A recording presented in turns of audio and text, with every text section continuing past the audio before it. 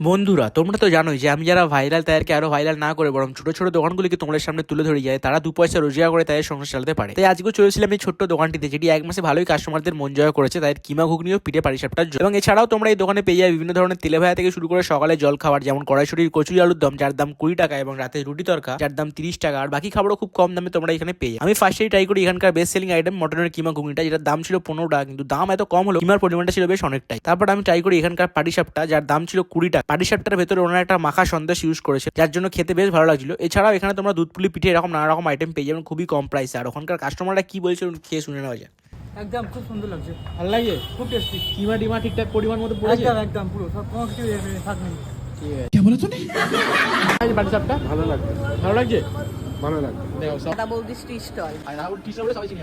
টাইমিংটা কি? 3টা থেকে রাত্রি 11:30টা অবধি। ও এদিকে চলে যাচ্ছে কোন্নগর আর এইদিকে হিন্দমোটর উত্তরপাড়া, আর এইখানে দোকানটি।